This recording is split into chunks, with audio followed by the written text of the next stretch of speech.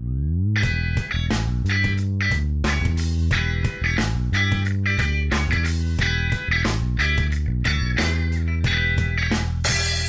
ver se a intuição de vocês já está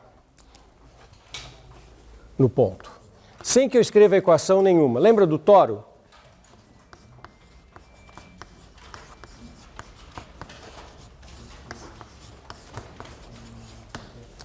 O toro de revolução era aquela superfície obtida por uma rotação de uma circunferência em torno de um eixo. Vou fazer um desenho aproximativo aqui. O toro era uma superfície que tinha essa cara, aproximadamente. O que vocês acham que é o bordo do toro?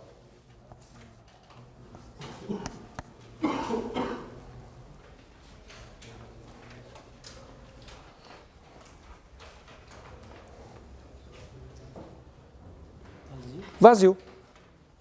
Vazio. E se você escrever a parametrização e olhar o que ocorre com as extremidades das componentes do bordo, cada extremidade vai dar duas circunferências, cada extremidade vai para uma circunferência percorrida duas vezes. E aí o bordo é vazio. Esta superfície, quantas componentes tem o bordo? Sim, essa superfície chama-se calça. Quantas componentes tem o bordo? 3 componentes.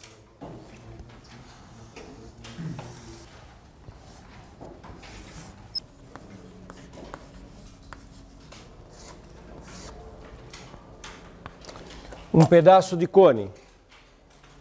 O que é o bordo de um pedaço de cone? Uma circunferência ali no alto. Do jeito que eu desenhei o cone, é uma circunferência. O vértice não faz parte do bordo. O vértice não é uma curva regular por partes, é uma curva degenerada. Então, se eu desenhar o cone desse jeito, o bordo é formado por uma circunferência. Se eu pegar o cone e a tampa plana, pega o cone e coloca uma tampa plana, um disco plano fechando o cone. Daí quem fica o bordo? Vazio. Aí o bordo fica vazio. Perceberam como que isso assim, joga para o espaço tridimensional uma coisa que a gente já tinha feito no plano, no teorema de Green, e que lá no plano ninguém tinha nenhuma dúvida, né? Se eu desenhasse uma região no plano para fazer o teorema de Green com algumas componentes internas, e eu falava que o bordo deve ser formado por 3 curvas, ninguém tinha nenhuma dúvida de que o bordo desta região era formado por 3 curvas, era muito natural. Quando você vai para o espaço, pode fazer ficar um pouco mais difícil de enxergar, por isso que eu estou fazendo isso com esse cuidado. Mas é a mesma ideia, só que no espaço 3D. Tudo bem? Agora tem um problema. Agora eu vou falar de orientação do bordo. Olha que interessante. Depois que você parametriza, depois que você identifica o bordo é formado por uma ou mais curvas. Pode ser uma curva só, olha, pode ser nenhuma, né? Pode ser vazio. Esse cubo menos 2 faces é uma curva formada por 6 arestas, mas é uma curva fechada. Essa calça são 3 curvas, no cilindro são 2 curvas e uma quantidade de curvas. Curvas podem ser percorridas de 2 maneiras. Quando eu estava no plano, eu podia falar trivialmente sentido horário e anti-horário. Todo mundo entendia. No espaço, fica esquisito falar em horário e anti-horário. Porque você está no espaço, não tem muito sentido falar em sentido horário. Olha para essa componente do bordo aqui desse cubo sem 2 faces. É razoável chamar alguma coisa de horário e a outra de anti-horário? Imagina percorrer essa curva num sentido ou no outro e querer chamar isso de horário ou anti-horário. Não é razoável. Tudo bem? Horário está no plano, quando você tem o eixo X, o eixo Y, a base canônica do plano é I, J, então você vai do I para o J, e aí que você está definindo o que é horário e anti-horário. No espaço não faz muito sentido, mas cada componente de bordo pode ser percorrida de 2 maneiras. E eu tenho a superfície.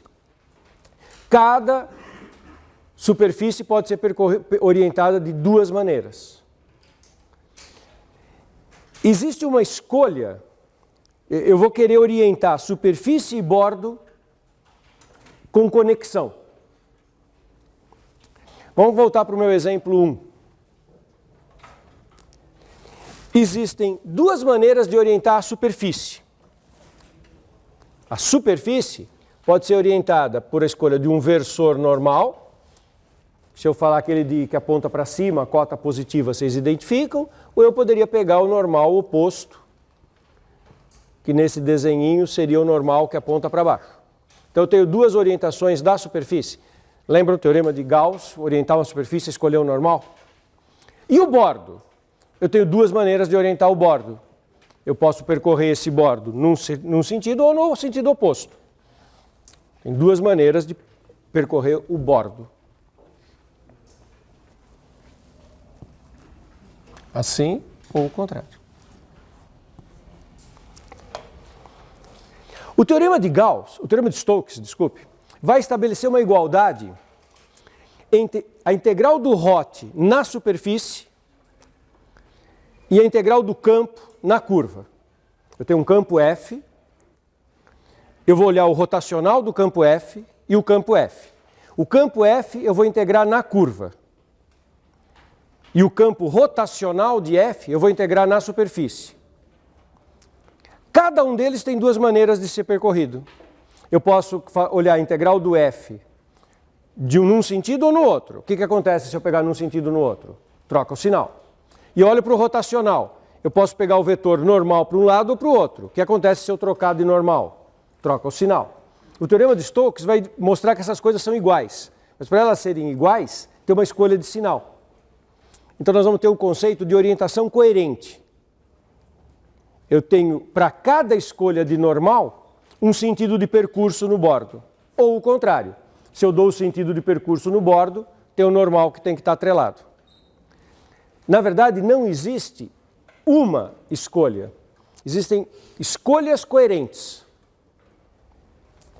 Ainda nesse exemplo bem simples. Eu não tenho duas escolhas de normal? Eu não tenho duas escolhas de sentido? Então eu posso combinar de quatro formas. Eu posso pegar o normal para cima e percorrer a curva de um lado ou do outro, pegar o normal para baixo, a curva de um lado ou do outro. Não tem escolha certa, o que tem é escolha coerente. Duas delas são coerentes entre si, duas não. E o que estabelece a coerência entre a escolha do normal e o sentido de percurso do bordo? A maneira mais intuitiva de fazer é a regra da mão direita, que é uma coisa que eu vou emprestar então dos físicos. Vocês lembram da regra da mão direita? Como é que funciona a regra da mão direita? Você vai fazer um movimento com a mão direita, movimento com os dedos palmares. Você vai colocar a sua mão direita na superfície, colocando o polegar na direção do normal que você escolher. Você pode escolher de um lado ou de outro. Então você escolhe o normal e coloca o polegar na direção daquele normal. E aí você, com os dedos palmares, você faz esse movimento em cima da superfície. Isso induz um sentido de percurso no bordo. Esta é a orientação coerente. Então, vamos ver o que acontece no meu desenho. Se eu pegar o normal para cima,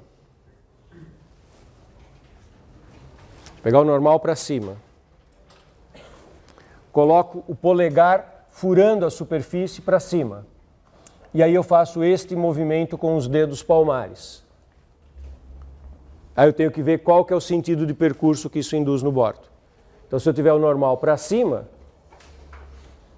este sentido nos dedos palmares, esse é o sentido de percurso do bordo.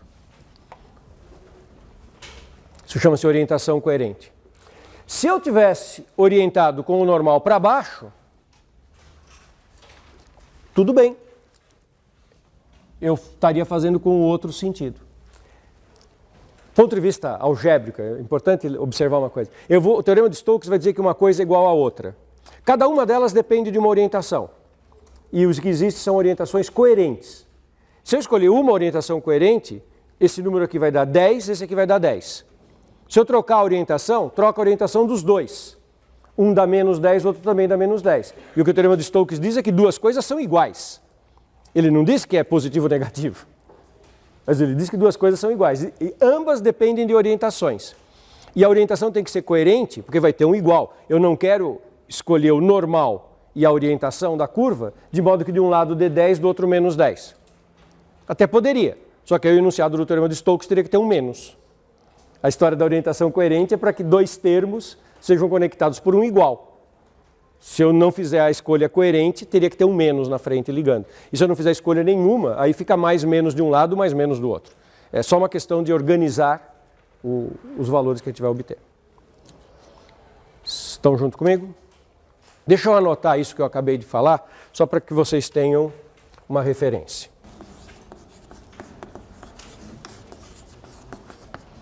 Alguns autores chamam a orientação coerente de orientação positiva, mas não tem nada de mais, não tem nada de positivo no sentido de mais. A orientação coerente entre S e ΔS é dada pela regra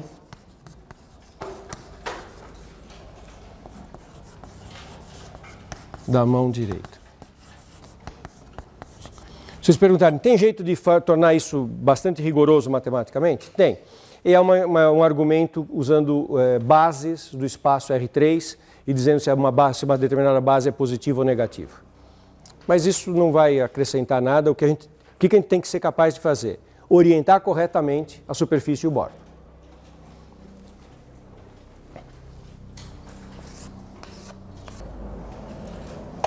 Vocês estão rindo do meu desenho, né?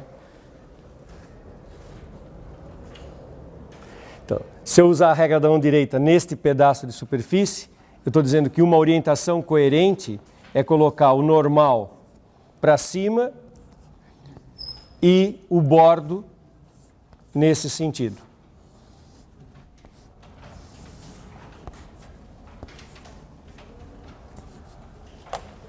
Regra da mão direita, normal para cima, o movimento palmar. Onde eu passo, eu estou deixando a orientação na componente de bordo. Se você olhar o teorema de Green, como nós fizemos no teorema de Green, eu não falei nada disso lá. Sabe por que eu não falei nada disso lá, no teorema de Green? Porque o teorema de Green eu enunciei no plano XY. Aí era muito natural pegar o normal K. Eu estava fazendo a componente do hot, e era hot F escalar K.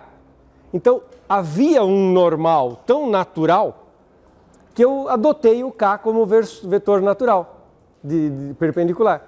E isso induziu uma outra orientação no bordo que era muito fácil de descrever, que era dizer componente externa no anti-horário e interna no horário. Mas só porque era muito natural fazer desse jeito. Mas aquilo que foi feito no Green é um caso particular disso, isso é uma extensão do Green. O Green, a orientação do Green poderia ter sido feita assim, regra da mão direita. Você põe o dedão na direção do K e aí vai olhando as componentes do bordo. Lembra do Green?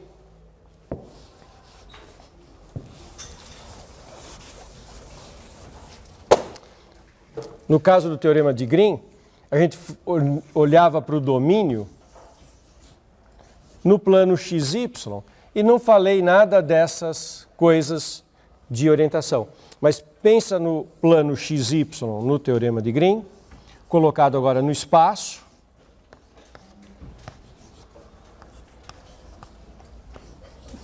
E imagina que essa é a região a qual nós vamos aplicar o teorema de Green. Escolho o normal K, que é o natural no plano, e aí eu vou fazer a regra da mão direita. Quando eu passo na componente interna de bordo, eu estou indo nesse sentido, que é do y para o x.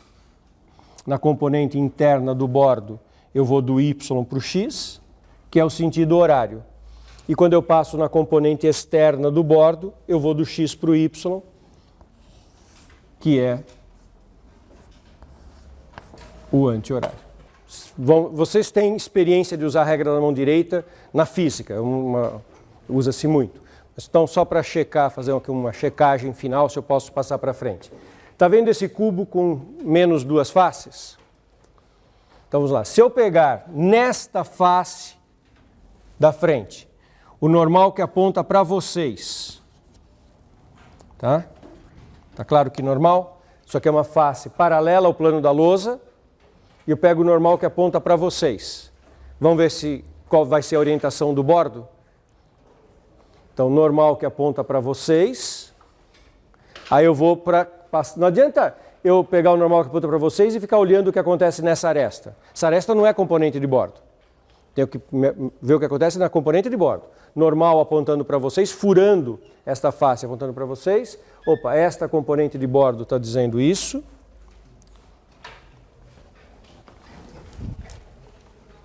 Nesta componente de bordo está dizendo isso. Será que é coerente com o resto? Vamos lá. Aqui não tem componente de bordo. Não tem. Aqui, estou me torcendo todo para tentar fazer. Dedão para vocês, dedos palmares aqui. Este sentido, coerente. E se você for propagando, vai ser sempre coerente. Se o normal nessa face aponta para vocês, que tipo de normal vai ter que ter nesta face da esquerda? Vai ter um normal para a esquerda ou para a direita? Para a esquerda. E se eu tiver com o dedo na face esquerda e me aproximar com às vezes é difícil de enxergar, né? Com o dedo palmar da componente do bordo, eu estou fazendo este movimento e continua coerente. Você está vendo que vai preencher tudo coerentemente. Vocês lembram que no Teorema de Green, vocês acabaram de perguntar isso, né? No Teorema de Green, se tivesse duas componentes, uma estava de um lado, outra do outro. Sabe como é que fica no espaço? Também tem uma troca. Vamos olhar para o cilindro. No cilindro, as duas componentes circulares vão estar orientadas ao contrário, pela regra da mão direita. Então vamos voltar ao exemplo do cilindro. Voltando ao exemplo do cilindro. Suponha que eu coloque o normal apontando para fora do cilindro. Apontando para vocês. Normal para fora. Então, de novo, estou aqui com a regra da mão direita. Normal para fora do cilindro. Com os dedos palmares sobre a superfície, eu vou me aproximar, ver o que isso faz na componente de bordo. Então, se eu colocar o normal no cilindro para fora, a componente de cima tem uma orientação. No meu desenho, está indo da direita para a esquerda. Quando eu venho para a componente de baixo, está indo ao contrário, da esquerda para a direita. Isso é super importante vocês perceberem. E é o análogo no espaço do que já ocorria no Green, componente externa e interna orientadas de forma diferente. Aqui eu estou passando com os dedos palmares num sentido e aqui eu estou passando com os dedos palmares no outro sentido. Então, se o normal aqui for para fora, na superfície do cilindro, necessariamente os bordos serão neste sentido e neste sentido.